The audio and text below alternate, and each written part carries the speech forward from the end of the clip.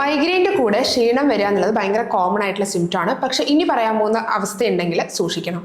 മൈഗ്രെയിൻ്റെ കൂടെ ക്ഷീണം എന്നുള്ളത് മിക്കവാറും മൈഗ്രെയിൻ പേഷ്യൻസ് പറയാറുള്ള ഒരു പ്രധാന കംപ്ലൈൻ്റ് ആണ്.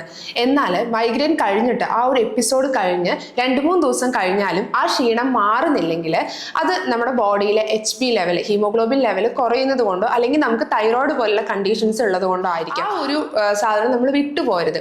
ഈ ക്ഷീണത്തിൻ്റെ കൂടെ നമുക്ക് നല്ല രീതിയിലുള്ള ഹെയർ ഫോള് അല്ലെങ്കിൽ ഡിസ്നെസ്, ഒരു ചെറിയൊരു തലകറക്കം പോലെയൊക്കെ ഉണ്ടെങ്കിൽ ഇതൊക്കെ മൈഗ്രെയിൻ്റെ ആണെന്ന് പറഞ്ഞിട്ട് മിക്കവാറും ആൾക്കാർ അത് മിസ് ഔട്ട് ചെയ്യാറുണ്ട്. പക്ഷെ നമ്മുടെ ബോഡിയിൽ HB ലെവൽ കുറയുമ്പോൾ നമ്മുടെ ടിഷ്യൂസിലോട്ടും അതുപോലെ തന്നെ ബ്രെയിനിലോട്ടൊക്കെ എത്തുന്ന ബ്ലഡ് സപ്ലൈ കുറയാറുണ്ട്. അപ്പോൾ ഈ സിംറ്റംസ് ഒക്കെ യൂഷ്വലി കാണാറുണ്ട്. ക്ഷീണവും കാര്യങ്ങളൊക്കെ ഭയങ്കര കോമൺ ആണ്. അതുകൊണ്ട് മൈഗ്രെയിൻ കഴിഞ്ഞിട്ടും നിങ്ങളുടെ ക്ഷീണം നിലനിൽക്കുകയാണെങ്കിൽ നിങ്ങളുടെ ബോഡി ഒരു സിഗ്നൽ തരികയാണ് കുറച്ചും കൂടെ വേറൊരു രീതിയിലുള്ള ഡയഗ്നോസിസിന് വേണ്ടിയിട്ട്. അതുകൊണ്ട് മൈഗ്രെയിൻ കഴിഞ്ഞ് ക്ഷീണം നിലനിൽക്കുന്ന ആൾക്കാരാണെങ്കിൽ കമന്റ് ബിലോ നമ്മൾ പറഞ്ഞുതരാം എന്തൊക്കെ ബ്ലഡ് ടെസ്റ്റ് ആണ് നിങ്ങൾ ചെയ്യേണ്ടതെന്ന്.